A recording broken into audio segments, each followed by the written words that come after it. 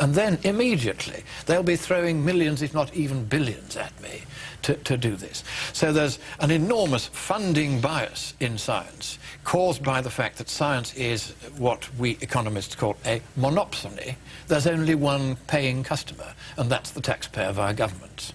And that colours science in numerous rather depressing ways, not least on the global warming issue, where governments have now largely decided that for reasons of their own political expediency and convenience and profit, they should seize upon this and go around saying global warming is the big issue, because it suddenly makes politicians feel important, because at last there's something they can really get their teeth into, and they can save us from ourselves by savage increases in taxation, wholesale closing down of industries they disapprove of, and also, of course, mindless regulation of what kind of car you can drive, what kind of fuel you can use, how often you can turn your lights on, and even in the UK and Europe, ludicrously now, what kind of light bulbs you can have. And they've told us we have to have a light bulb which, if you drop it, costs $3,000 and a specialist team to come out and clean it up because it's full of poisonous mercury gas, which can kill you if you breathe it in.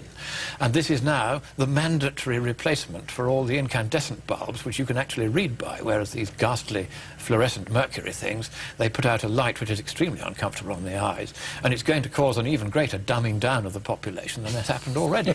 They won't be able to read at all. So, children in North America, children in Canada are taught now. They actually will come home and tell mummy and daddy what they're supposed to believe, and there have even been some extreme cases of denouncing parents who haven't turned their lights off at the right time. Oh yes, we're straight back into communist territory. Well, it does, yeah, but, you know, sort of, so we're told that unless we change radically, the climate will change to such a degree the North will disappear, there'll be mass melting, we won't be able to feed ourselves, and the world eventually will end. Hollywood movies are made to back it up culturally, talk show hosts and so on will echo this. And to dissent from this, and I find this terribly sinister, you become a denier. And the only time that really has been used has been to describe Holocaust deniers who are either mad or evil. So if you question it, you are just like a Nazi. And so if I were to say that Al Gore et hoc genus omne were Nazis for refusing to debate and allow free speech, that would be unforgivable. But they can call us Nazis by calling us deniers, and everybody merely parrots it and repeats it. So once again, we see an extraordinary double standard in the media, by which if I were to use any such language, they would say, oh, you know, it makes you shiver, it's so extreme. But if they say it, oh, well, you know, that's a fair comment. So it is definitely very, very biased. But in the end, there's a very, very old philosophical principle at stake here. And that is that the truth is the truth is the truth, however many lies are told, however many people tell the lies, and however important the people who tell the lies conceive themselves to be.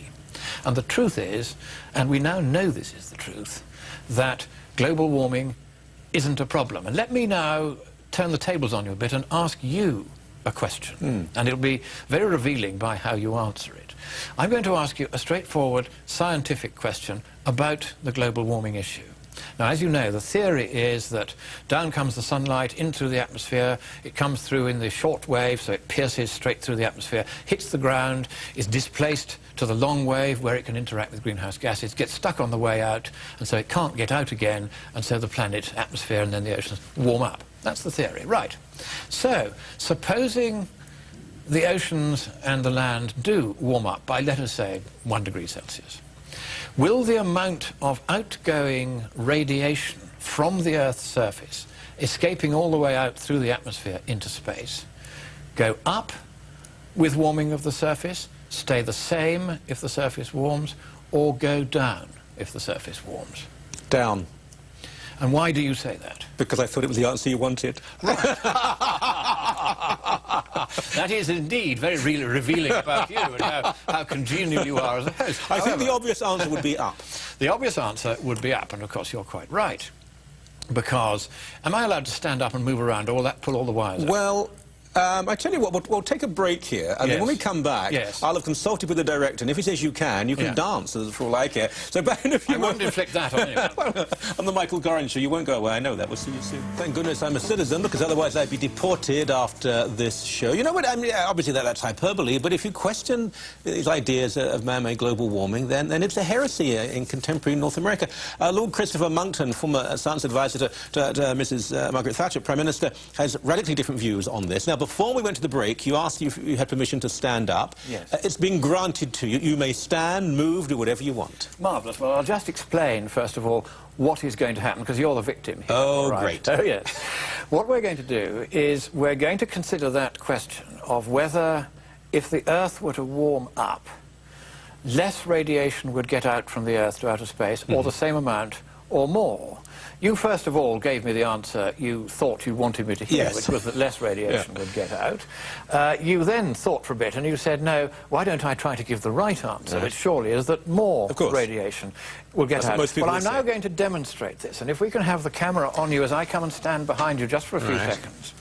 Now, what I'm now doing is invading the presenter's personal space from behind.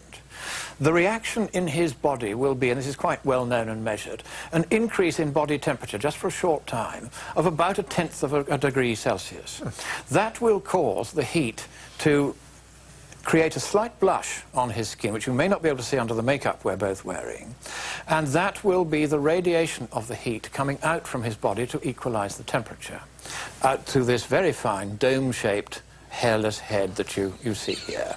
So that is what happens when the Earth warms up. It too radiates out from the rock, like the one you see here, straight out into space. And therefore, as the planet warms, there is an increase in the amount of outgoing radiation from the Earth's surface, which we can measure. And why is this point so absolutely crucial? It is because of this. The whole debate on any of these big policy questions, in the end, always boils down just to one single, simple question. And you have to, first of all, as a policy analyst, as I used to do this sort of stuff for Margaret Thatcher, you have to think, what is the right question to ask?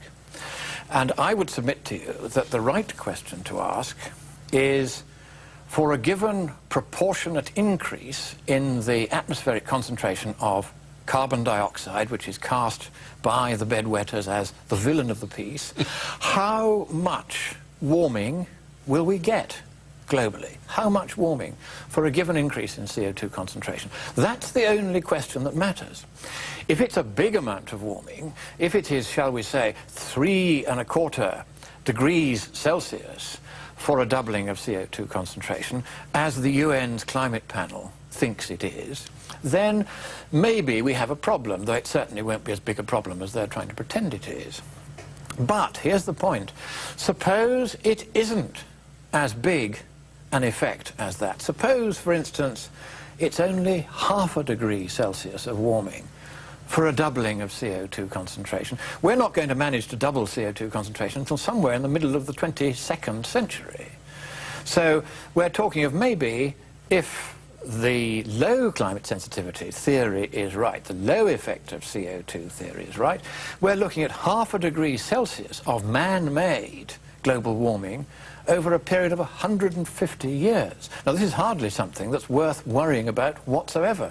A little bit warmer weather would actually be good for the planet, good for the creatures that live on it, and as evidence of that, perhaps 1% of the world's creatures live in the Arctic and the Antarctic, and perhaps 90% live in the tropics. Why? Because warmer is better for life than colder anyway. So a little bit of warming isn't going to do anyone any harm on any view. So why then did I do the experiment with your head to illustrate the point that once there is a warming of a body like the Earth, it will of course radiate more of that extra heat back out into space. Why is that important? It's important for this reason. The entire case, and I mean the entire case of the bedwetters, the entire case for alarm, the entire case for assuming that you're going to get this 3¼ degrees Celsius of warming for a doubling of CO2 over the next 150 years, the entire case is based just on one false assumption. That false assumption, which is built in to all the computer models on which the case entirely rests, that assumption is that as the world warms in response to the extra CO2 or for any other reason, then less outgoing radiation will escape into space.